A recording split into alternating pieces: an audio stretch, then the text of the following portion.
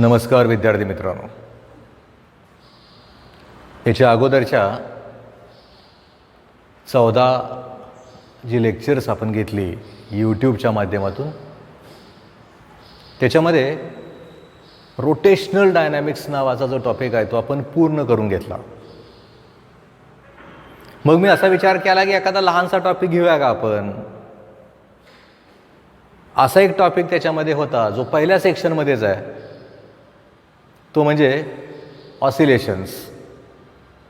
आणि थोडाफार बदल आहे, नाही असं नाही, म्हणजे अगोदरच्या सिलेबसमध्ये याच्यामध्ये थोडाफार बदल आहे, पण जादाचा बदल नाही. कारण आपण रोटेशनल डायनॅमिक्स शिकत असताना त्याच्यामध्ये 2 टॉपिक्सचं कॉम्बिनेशन बघितलं. एक मोठा टॉपिक आहे तो. ऑसिलेशनमध्ये तसं कॉम्बिनेशन नाही, हा एकमेव तसाच असणार तो टॉपिक आहे. आणि याचं वैशिष्ट्य काय आहे, ज्याचं मॅथमॅटिक्स चांगलं आहे, ज्याला मॅथमॅटिक्समधली कॅल्क्युलेशन करता येतात, त्याला हा टॉपिक सोपा जातो. फारसं पाठ नाही करावं लागत. ज्याला डेरिव्हेटिव्ह येतं, ज्याला इंटिग्रेशन येतं, अशा ज्या गोष्टी आहेत, याच्यामधून हा जो टॉपिक आहे तो खरं तर सोपा होत जातो. मग आपण असा विचार करूयात की या टॉपिकमध्ये त्या असणाऱ्या नवीन पुस्तकात कसं दिलं आहे, कुठल्या पद्धतीनं दिलं आहे. त्यांनी काय केलं आहे, पहिल्यांदा जी याच्यामधली टर्म दिली आहे ती जी टर्म आहे ती म्हणजे पिरियॉडिक मोशन. म्हणजे आपल्याला याच्यात सुरुवातीला विचार करावा लागेल पिरियॉडिक मोशनशी. खरं तर ऑसिलेशन हा जो टॉपिक आहे तो एक प्रकारची मोशनच आहे. मग ह्याच्यामध्ये पिरियॉडिक मोशन असं वेगळं का त्यांनी मेन्शन केलं, त्याच्यामध्ये काय आहे. कल्पना करूयात की मी जर समजा त्या ठिकाणी तिथं असणाऱ्या त्या प्लॅनेटरी सिस्टीमचा विचार केला की ज्याच्यामध्ये त्या ठिकाणी तिथं असणारा तो जो सूर्य आहे, त्या सूर्याच्या भोवती तिथं असणारे ते सगळे जे ग्रह आहेत ते या पद्धतीने फिरत राहतात. याला आपण सोलर सिस्टीम या नावानं ओळखतो. आणि असं आपण याला या ठिकाणी या नावानं ओळखत असताना मग असा विचार करूयात की त्या ठिकाणी तिथं असणारी ती जी अर्थची मोशन आहे ती मोशन कुठली आहे. म्हणजे तुम्ही म्हणाल की सर आम्हाला परत तुम्ही मागच्या टॉपिककडे घेऊन चाललाय का काय. नाही, त्याची कंटिन्युटी इथं मेंटेन करता येईल आपल्याला. बघूया कसं आहे ते ना. ही जी पृथ्वी आहे ती सूर्याच्या भोवती फिरते. मग मी जर प्रश्न असा विचार केला की तिथं असणारी ती जी पृथ्वी आहे ती सूर्याच्या भोवती फिरत असताना त्याला वेळ किती लागतो, थोडा विचार तुम्ही नक्की कराल आणि मला उत्तर द्याल की सर 365 दिवस लागतात. तसं जर मी त्या ठिकाणी तिथं असणाऱ्या त्या पृथ्वीचा आणि त्या सूर्याचा विचार केला आणि मी तुम्हाला सांगितलं की त्या ठिकाणी तिथं असणाऱ्या त्या पृथ्वीची जी मोशन आहे ती पिरियॉडिक मोशन आहे. तुम्ही म्हणाल म्हणजे काय, परत काय. मग आपण विचार करू की त्या ठिकाणी तिथं असणाऱ्या त्या अर्थचा, समजा अर्थ आहे. आता ह्यातल्या प्रत्येकाला अगदी लहानपणापासून शिकवलं जातं की अर्थ म्हणजे पृथ्वी स्वतःभोवती पण फिरते. याचा अर्थ त्या ठिकाणी तिथं असणारी ती जी पृथ्वी आहे त्याला स्पिन मोशन पण आहे आणि त्या ठिकाणी तिथं असणारी ती जी मोशन आहे ती रिव्हॉल्युटरी मोशन पण आहे, रिव्हॉल्युशन पण करते. मग मी जर समजा पृथ्वीचा विचार केला तर ती पृथ्वी जर स्वतःच्या अक्षाभोवती ॲक्सिस भोवती जर फिरत राहत असेल आणि परत तुम्हाला प्रश्न विचारला की त्याला किती वेळ लागतो एक रिव्हॉल्युशन पूर्ण करायला, तुम्ही म्हणाल ते तर फारच सोपं आहे, 24 तास. म्हणजे तिथं असणाऱ्या त्या पृथ्वीच्या असणाऱ्या मोशनचा विचार आपण केला तर ती जी मोशन आहे ती मोशन पण पिरियॉडिकच आहे. मग आता अशी गंमत वाटायला सुरुवात झाली. मी म्हणलं की जर समजा त्या ठिकाणी आपण तिथं असणाऱ्या त्या सूर्याच्या भोवती फिरणाऱ्या पृथ्वीच्या मोशनचा विचार केला तर ती पण मोशन पिरियॉडिक आहे. जर समजा त्या ठिकाणी तिथं असणारी ती पृथ्वी स्वतःभोवती फिरत राहत असेल तर ती पण मोशन पिरियॉडिक आहे. या पद्धतीनं जर समजा त्या ठिकाणी तिथं असणाऱ्या त्या ज्या मोशन्स आहेत त्या जर पिरियॉडिक असतील तर मग आपण असा विचार करूयात की पिरियॉडिक मोशन म्हणजे काय. एक सोपं वाक्य तयार होतं. कदाचित ती व्याख्या म्हणून तुम्हाला परीक्षेमध्ये विचारतील, कारण पेपरचं नेचर गेल्या वर्षी बदललं. त्याच्यामध्ये 1 मार्काचे प्रश्न आले, 2 मार्काचे आले, 3 मार्काचे आले, 4 मार्काचे आले. मग त्यांना वाटले वा सोपं करावं, जरा एखादा प्रश्न सोपा विचारावा. कुठला झाला तो प्रश्न? Define periodic motion. आणि जर समजा त्यांनी तसं विचारलं तर मग त्याचं वाक्य असं आहे, a motion which repeat itself in an equal interval of time. ठराविक वेळेमध्ये जर समजा ती जी मोशन आहे ती रिपीट होत राहत असेल, त्याच मार्गातनं ती जात असेल, तर तिथं असणारी ती जी मोशन आहे त्याला पिरियॉडिक मोशन म्हणूयात. म्हणजे मी जर समजा आता विचार केला, बाबा आपण 2 सांगितल्या मोशन. कुठल्या? पृथ्वीच्या कुठल्या? स्वतःची ॲक्सिस भोवती फिरणारी मोशन असू द्यात किंवा सूर्याच्या भोवती फिरणारी मोशन असू द्यात. त्या दोन्हीचा विचार केला तर दोन्हीच्या मोशन आहेत त्या ठिकाणी पिरियॉडिक मोशन आहेत. मग असं आपल्या डोक्यामध्ये कुठलं येतं का? सहज विचार करूयात. त्या ठिकाणी तिथं असणाऱ्या युनिफॉर्म सर्क्युलर मोशनचा, परत मागच्या टॉपिककडे वळल्यासारखं झालं. म्हणजे परत तुम्हाला रिकॉल करायचं ठरवलं आणि विचारलं की सांग बाबा UCM म्हणजे काय, तर यातला प्रत्येक जण मला उत्तर देऊ शकणार आहे, sir a motion of a particle along the circumference of the circle with constant linear speed और constant angular velocity is called as uniform circular motion. त्यातलं एक वाक्य असं आहे, uniform circular motion is a periodic motion. मग तसं जर तिथं दिलं गेलं जात असेल तर आपण असा विचार करूयात की मी तर तुम्हाला वाक्य सांगितलं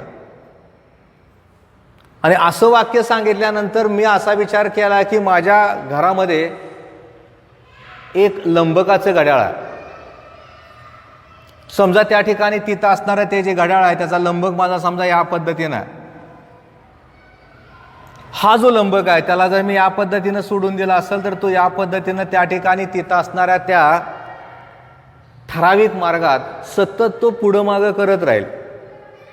म्हणजे मी जर समजा या ठिकाणी विचार केला त्या ठिकाणी तिथं असणाऱ्या लंबकाच्या मोशनचा आणि ठरवलं की बाबा तिथं असणारा तो जो लंबक आहे त्याची मोशन कुठली आहे, ती सुद्धा पिरियॉडिक मोशन आहे. म्हणजे आता गंमत व्हायला लागली. गंमत म्हणण्यापेक्षा आता कन्फ्युजन व्हायला लागलं. सर मगाच तर तुम्ही म्हणला की त्या ठिकाणी तिथं असणारी ती जी पृथ्वी आहे ती स्वतःभोवती फिरते, पिरियॉडिक मोशन आहे. जर समजा सूर्याचा विचार केला तर सूर्याभोवती फिरते, पिरियॉडिक मोशन आहे. घड्याळांच्या काट्याचा विचार केला, मग सेकंद असेल, तास असेल, मिनिट काटा असेल, त्याची जी मोशन आहे ती पिरियॉडिकच आहे. या सगळ्यांचा विचार करता करता तुम्ही तर लंबकाकडे वळला. लंबक कुठं गोल फिरतोय, तो या पद्धतीने फिरत राहिला. मग ही मोशन तुमची पिरियॉडिक कशी आहे? मी जर समजा त्या ठिकाणी तिथं असणाऱ्या पिरियॉडिक मोशनचा विचार केला, त्या ठिकाणी तिथं असणाऱ्या वाक्याचा विचार केला, तर माझं वाक्य कसं आहे? A motion which repeats itself in an equal interval of time. त्याच वेळामध्ये जर समजा ती जी गती आहे, ती जी मोशन आहे, ती जर सतत रिपीट होत राहत असेल तर ती जी मोशन आहे त्याला ज्या कुठल्या नावानं आपण ओळखतोय ते जे नाव आहे ते म्हणजे पिरियॉडिक मोशन झालं.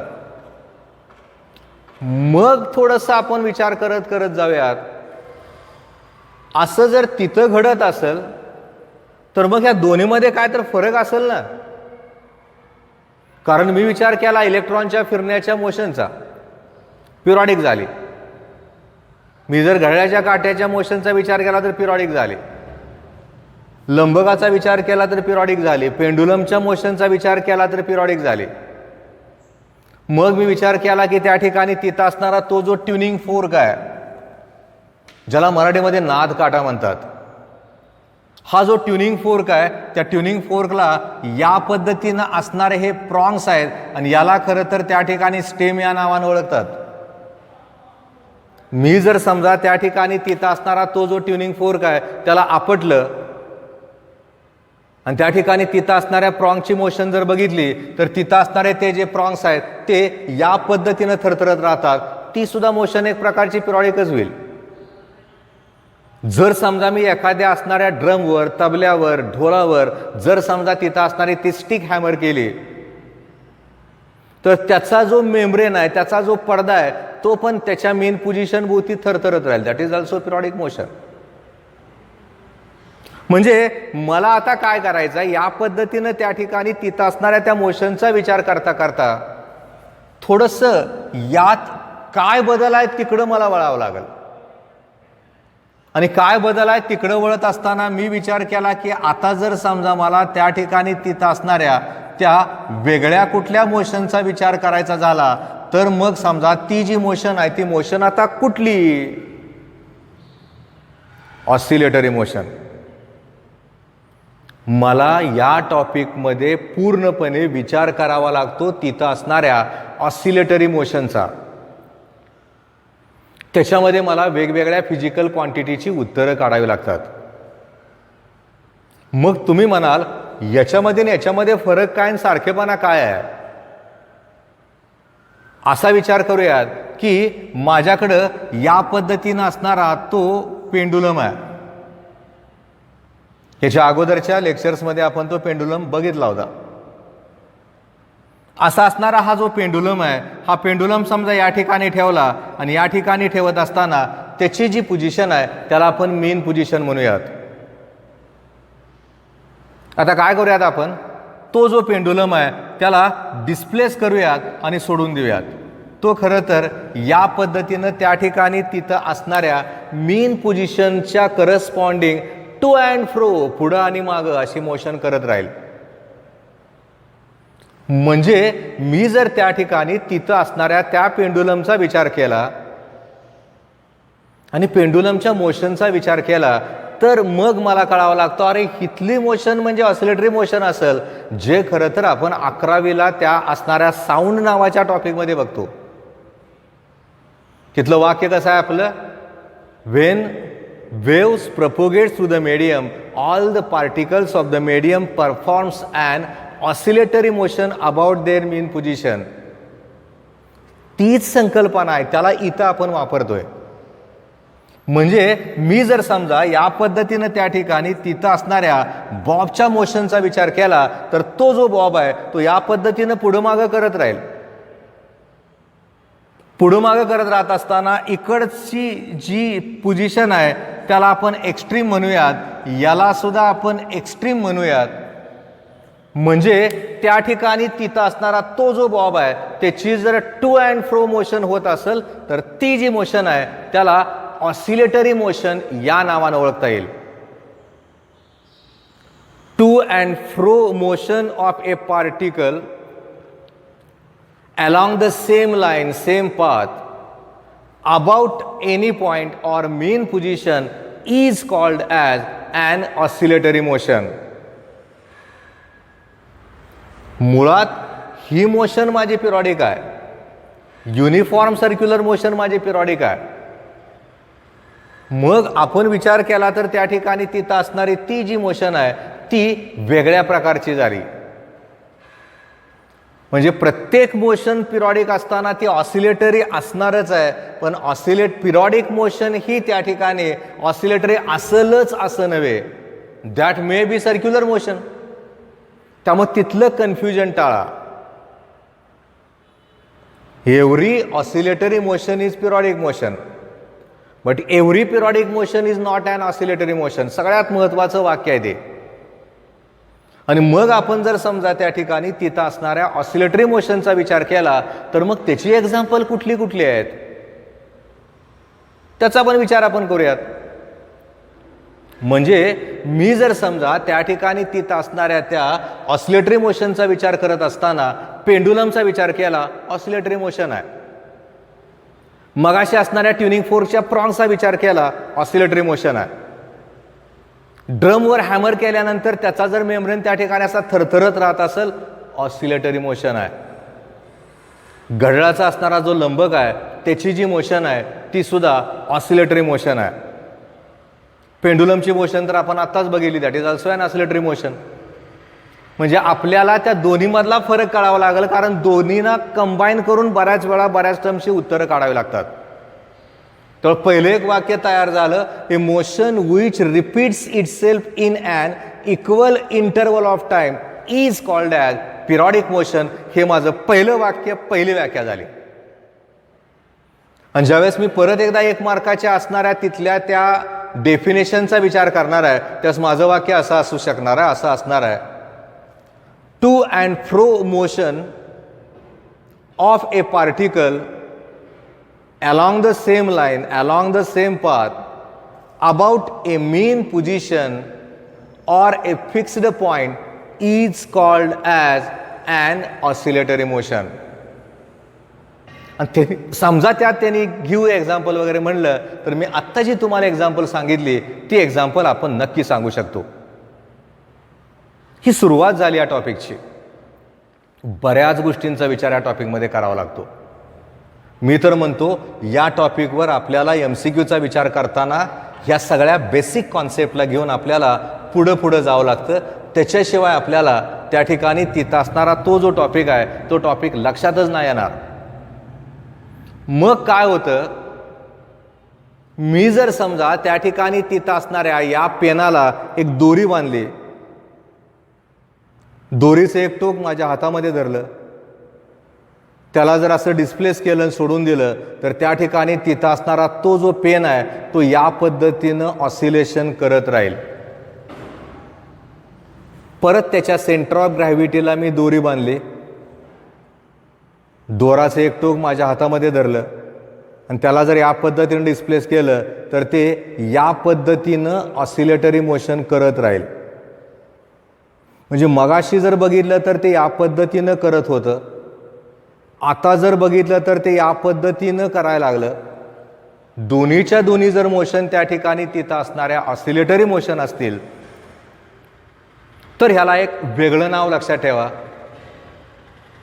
ही जी मोशन आहे याला सिंपल हार्मोनिक मोशन म्हणतात.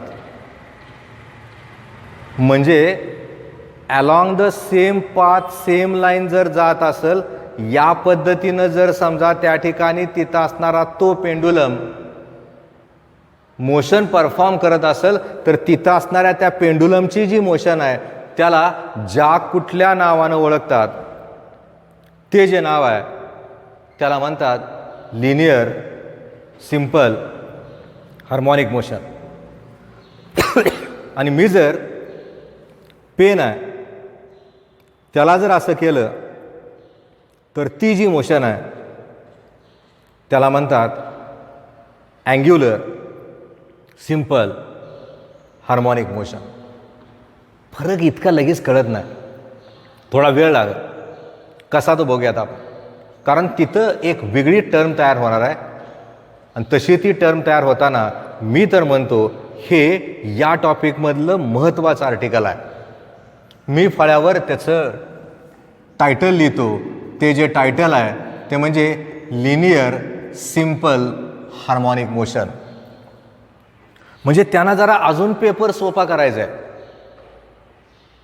What are the types of simple harmonic motion असं जर त्यांनी म्हणलं तर आपल्याला तिथं सांगता येईल there are 2 types of simple harmonic motion.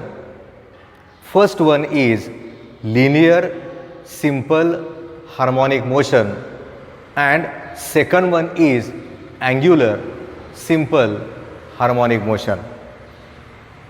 लगेच फरक कळणार नाही. मी तर म्हणतो थोडं सोपं जर बघत गेलो तर नक्की आपण सांगू शकतो. कसं ते बघा, पुस्तकात पण त्यांनी छान डेमॉन्स्ट्रेशन करून त्या ठिकाणी तिथं असणारं एक्सप्लेनेशन दिलंय. मी तर तुम्हाला सतत सांगतोय, पहिल्या असणाऱ्या लेक्चरपासून सांगतोय, ज्या दिवशी ज्या वेळेस आपण या पद्धतीनं वाचतोय अभ्यास करत पुढं जायचं आहे. कसा करायचा अभ्यास? पुस्तक, नोट्स, CET साठी असणारे MCQs बघत जायचं आणि मग पुढं जायचं. भरपूर वेळ आहे तुमच्याकडं, फायदा करून घ्या. आणि तसा जर फायदा करून घ्यायचा असेल तर इथं कसं येतंय बघा. असा विचार करूयात की या ठिकाणी हा एक स्मूथ सरफेस आहे, म्हणजे जसा व्हाईट बोर्ड आहे जो स्मूथ आहे या पद्धतीनं तो स्मूथ सरफेस आहे. मी काय केलं, एक वुडन ब्लॉक घेतलाय, त्याला पण जो बॉटम आहे त्याला स्मूथ करून घेतलंय आणि त्याला या पद्धतीनं इथे एक स्प्रिंग अटॅच केली आहे. हा माझा रिजिड सपोर्ट आहे. इकडच्या बाजूला एक फळी आहे, स्प्रिंगचं एक टोक त्या फळीला लावलंय, दुसरं टोक लाकडी ठोकळ्याला लावलंय. आत्ता या इन्स्टंटला मी बघितलं तर त्या ठिकाणी तिथं असणारा तो जो वुडन ब्लॉक आहे तो त्या ठिकाणी रेस्ट पोझिशनला आहे. म्हणजे याचा अर्थ असा झाला, त्याचं जे डिस्प्लेसमेंट आहे सध्याचं ते 0 आहे. म्हणजे काय झालं तर या ठिकाणी तिथं असणारी त्याची जी पोझिशन आहे त्याला आपण मीन पोझिशन या नावानं ओळखूयात. म्हणजे तो जो ब्लॉक आहे तो ब्लॉक सध्या मीन पोझिशनला आहे. मग पुढं काय कसं होणार ना ते, मग असा विचार करूयात, त्या ठिकाणी तिथं असणारा तो जो ब्लॉक आहे त्या ब्लॉकला आपण सुरुवातीला या बाजूला म्हणजे डाव्या बाजूला ओढूयात. मी जर समजा त्या ठिकाणी तिथं असणारा तो जो ब्लॉक आहे त्याला जर लेफ्ट साईडला ओढलं, म्हणजे इकडच्या बाजूला जर मी ओढलं, तर त्या ठिकाणी तिथं असणारं ते जे स्प्रिंग मधल्या ज्या टर्न्स आहेत त्या एक प्रकारच्या एक्सपांड होतील. मुळात असा विचार करायचा झाला तर इथून इथपर्यंत त्याला मी आता डिस्प्लेस केलंय. डिस्प्लेस करताना मी समजा त्या ठिकाणी त्याला मीन पोझिशन पासून x एवढ्या अंतरावर त्याला ओढलंय. मी जर सहज सरळ साधा प्रश्न विचारला, त्या ब्लॉकला आपण असं ओढतोय, ओढत असताना आपल्या हाताला नक्कीच काय ना काहीतरी फोर्स जाणवल, टेन्शन जाणवल. मुळात मी त्याला इकडच्या बाजूला ओढतोय, मला तो जो ब्लॉक आहे तो या असणाऱ्या रिजिड सपोर्टच्या दिशेनं ओढतोय. म्हणजे मी ओढताना त्या ठिकाणी तिथं असणारा तो जो ब्लॉक आहे त्या ब्लॉकला डाव्या बाजूला ओढतोय आणि तिथं असणारा तो जो ब्लॉक आहे तो ब्लॉक मला उजव्या बाजूला त्या ठिकाणी खेचायचा प्रयत्न करतोय. परत मी असा विचार केला की त्या ठिकाणी तिथं असणारा तो जो ब्लॉक आहे त्या ब्लॉकसाठी थोडीशी आपण वेगळी अरेंजमेंट करूयात. म्हणजे काय करूयात, तिथं असणारा तो जो ब्लॉक आहे त्याला आपण आतल्या बाजूला डिस्प्लेस करूयात. म्हणजे आता तिथं असणारा तो जो ब्लॉक आहे त्याला समजा मी आता इथं कुठंतरी आत ढकललंय तर याच्या ज्या स्प्रिंग्स आहेत त्या आता कॉम्प्रेस्ड होतील, त्या एकमेकाच्या जवळ येतील त्याच्या टर्न्स. मुळात खरं तर इथं ओरिजिन O आहे आणि त्याला x एवढ्या डिस्टन्ससाठी मी त्याला आतल्या बाजूला ढकललंय. म्हणजे असं विचार केला तर त्याला आता उजव्या बाजूला मी ढकललंय. पहिल्यांदा विचार केला त्यावेळेस त्या ठिकाणी तिथं असणारा तो जो ब्लॉक आहे त्याला मी इकडच्या बाजूला ढकलायचा प्रयत्न केला. x एवढं डिस्टन्स त्याच्या मेन पोझिशन पासून त्याला डिस्प्लेस केलं. मला जाणवलं की त्या ठिकाणी मी त्याला या बाजूला म्हणजे डाव्या बाजूला त्या असणाऱ्या ब्लॉकला ढकलायचा प्रयत्न करतोय आणि मला त्या ठिकाणी तिथं असणारा तो जो फोर्स आहे तो आतल्या बाजूला खेचल्यासारखा होतोय. आता मी त्याला उजव्या बाजूला ढकललं, स्प्रिंगमध्ये एक प्रकारचा फोर्स तयार झाला. मी त्याला उजव्या बाजूला ढकलायचा प्रयत्न करतोय आणि त्या ठिकाणी तिथं असणारा तो जो ब्लॉक आहे तो मला डाव्या बाजूला म्हणजे या बाजूला त्या ठिकाणी तिथं असणारा ते माघारी आणायचा प्रयत्न करतोय. मग मी विचार केला, आता जर मी त्याला सोडून दिलं तर त्या ठिकाणी तिथं असणारा तो जो ब्लॉक आहे तो या पद्धतीनं तिथं असणारी ती जी मोशन आहे ती मोशन परफॉर्म करत राहील. म्हणजे काय झालं, तिथं असणारा तो जो ब्लॉक आहे तो या पद्धतीनं जर समजा ती जी मोशन आहे ती परफॉर्म करत राहत असेल तर 100% आपण सांगू शकतो तो जो ब्लॉक आहे त्याची जी मोशन आहे ती motion linear simple harmonic motion आहे. मग काय, कसं उत्तर काढायचं याच्यावरनं व्याख्या करता येते का? एखादं मॅथमॅटिकल रिलेशन मला मांडता येतंय का? येतंय. बघा कसं होतंय ते. 100% आपण त्या ठिकाणी तिथं असणार ते रिलेशन मांडू शकतो. म्हणजे मी सहज विचार केला, आतल्या बाजूला ढकलल्यानंतर मला बाहेरच्या बाजूला एक प्रकारचा फोर्स ढकलायचा प्रयत्न करतोय, याचा अर्थ त्या ठिकाणी तिथं असणाऱ्या त्या स्प्रिंगमध्ये एक प्रकारचा फोर्स स्टोअर झाला. तो जो फोर्स आहे त्याला रिस्टोरिंग फोर्स या नावाने ओळखतात. तो स्टोअर झाला, रिस्टोअर झाला. मग मी मॅथमॅटिकल रिलेशनचा विचार करायचा ठरवलं तर 100% मला इथं एक रिलेशन लिहिता येईल आणि ते जे रिलेशन आहे F is directly proportional to -x. याचा अर्थ समजून घ्या. कसं झालं बघा, मी त्याला आतमध्ये ढकलत असताना जेवढं मी त्याला आतमध्ये ढकलणार आहे तेवढं ते मला बाहेर आणायचा प्रयत्न करते. याचा अर्थ त्या ठिकाणी तिथं असणारा तो जो रिस्टोरिंग फोर्स आहे तो मला जादा मॅग्निट्यूडचा जाणवतोय.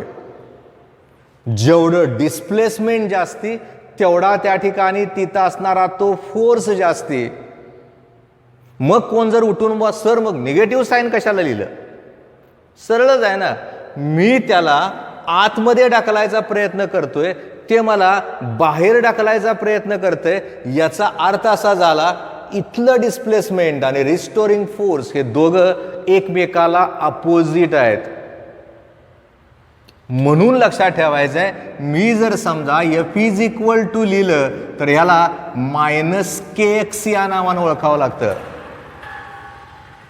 के हा कॉन्स्टंट झाला, के हा फोर्स पर युनिट डिस्प्लेसमेंट झालं. म्हणजे आपल्याला त्या ठिकाणी तिथं असणारं ते जे रिलेशन आहे ते रिलेशन या पद्धतीनं नक्की लक्षात ठेवावं लागेल. सगळ्यात महत्त्वाचं रिलेशन आहे. म्हणजे मी जर समजा त्या ठिकाणी तिथं असणाऱ्या लिनियर सिंपल हार्मोनिक मोशनची डेफिनेशन करायची ठरवली तर ती डेफिनेशन कशी असेल बघा. Linear simple harmonic motion is a linear periodic motion of a body. Linear simple harmonic motion is a linear periodic motion of a body in which force or acceleration, कारण F is equal to m into a जिथं चालू शकतं, is always directed towards the mean position. मी इकडच्या बाजूला वळल्यानंतर तो जो force आहे तो मला मीन पोझिशनला आणायचा प्रयत्न करतोय. इकडच्या बाजूला ढकलल्यानंतर सुद्धा तो मला मीन पोझिशनला आणायचा प्रयत्न करतोय. त्यामुळे मला जर समजा त्या ठिकाणी तिथं असणारं ते जे वाक्य आहे ते वाक्य करायचं झालं तर मला ते असंच करावं लागेल. वाक्य नीट ऐका कसे येतंय ते बघा. Linear simple harmonic motion is a linear periodic motion of a body in which force किंवा restoring force म्हणा is directed towards the mean position and its magnitude is directly proportional to the displacement from its mean position.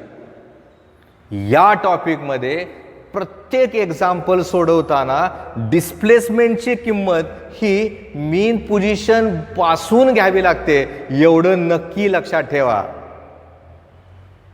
कारण ते सगळ्यात महत्त्वाचं. आपल्याला दोन extreme positions असतात. मीन position आहे, एक ऑसिलेशन पूर्ण करताना एक्झॅक्टली काय होतं त्याचा विचार आपल्याला करावा लागतो, तो करता येतो.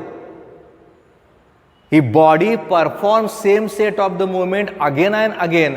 One such a set of movement is called as one oscillation. हे वाक्य डोक्यात ठेवावं लागतं म्हणजे मग हे जास्त कळत राहतं. म्हणजे काय झालं, मी जर समजा परत एकदा त्या ठिकाणी तिथं असणाऱ्या पेंडुलमचा विचार केला, याला मीन पोझिशन पासून डिस्प्लेस केलं, तो या पद्धतीनं ऑसिलेट होत राहिला.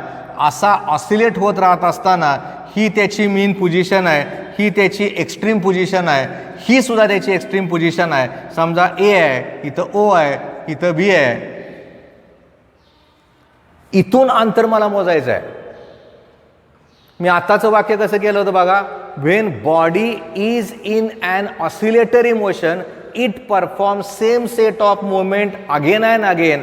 One such a set of movement is called as one oscillation. म्हणजे समजा ए पासून ओ ला गेला, ओ पासून बी ला गेला, बी पासून परत ओ ला आला आणि परत ए ला माघारी आला का त्याचं वन ऑसिलेशन झालं. म्हणून आपण या कॉन्सेप्टचा वापर इथं पण करतोय, ते जास्त गरजेचं आहे.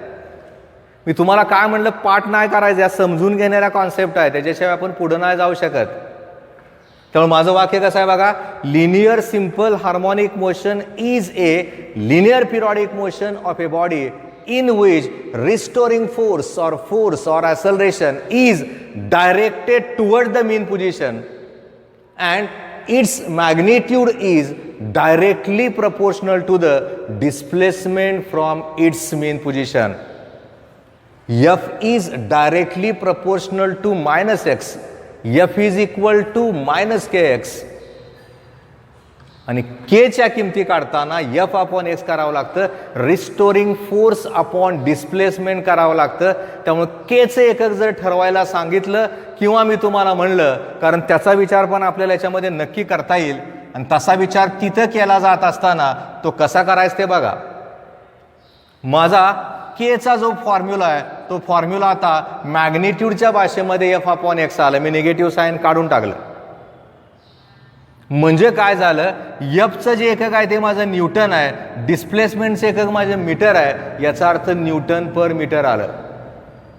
म्हणजे मी न्यूटनचा विचार केला तर फोर्स आला. फोर्सचे डायमेन्शन काय, L⁻⁴, M⁻⁴, T⁻⁻². मीटर आहे, L⁻⁴ झालं. आपण ज्यावेळेस याच्या डायमेन्शनचा विचार करतो त्यावेळेस L⁻�0, M⁻⁴ आणि T⁻⁻² हे त्याचे डायमेन्शन येतील. कारण फोर्स म्हणजे मास इंटू ॲसेलरेशन. त्यामुळे त्याचे डायमेन्शन करस्पॉन्डिंग असणाऱ्या मीटरचे डायमेन्शन, या दोघांचं जर गुणोत्तर आपण घेतलं तर त्या ठिकाणी तिथं असणारं ते जे उत्तर आहे ते उत्तर आपलं या पद्धतीने येतं. कदाचित हा 2 मार्काचा असेल. तो कसा असेल, define linear simple harmonic motion आणि मग केच्या करस्पॉन्डिंग असणारे युनिट आणि त्याचे डायमेन्शन, अशा 2 गोष्टी ते त्या ठिकाणी विचारतील. ह्याच्यामध्ये F is equal to minus K X ही सगळ्यात महत्त्वाची संकल्पना. ह्याच्यात हे सगळं तर मान्य आहे कारण हे सोपं आहे, फारसं अवघड नाही जात. एकदा हे कळलं का नक्की आपल्याला कळतं. याच्यामध्ये सगळ्यात महत्त्वाचं काय आहे तर या ठिकाणी असणारं हे mathematical relation F is equal to minus K X. पण हे तर विचारले बोर्डाच्या परीक्षेत, कारण मी मगाशीच म्हणलं होतं या टॉपिकमध्ये आपल्याला नवीन थोडं बघायचं आहे, जुन्या सिलेबसमधलं जास्तीच आहे. कारण ती नावं तशीच आहेत, ते कॉन्सेप्ट तसेच आहेत, त्याला थोडंसं इकडे तिकडं केलं असेल नाही असं नाही. पण आपल्याला जर समजा त्या ठिकाणी तिथं असणाऱ्या त्या सिलेबसचा विचार करून एखादं आर्टिकल विचारात घ्यायचं झालं तर ते कुठलं विचारतील. तर याच्यामध्ये एक परत महत्त्वाचं आणि थोडंसं मॅथमॅटिक्सचं नॉलेज असणाऱ्या त्या आर्टिकलला आपण नक्की याच्यामध्ये निवड करू शकतो. आर्टिकलचं नाव काय आहे, differential equation of linear SHM.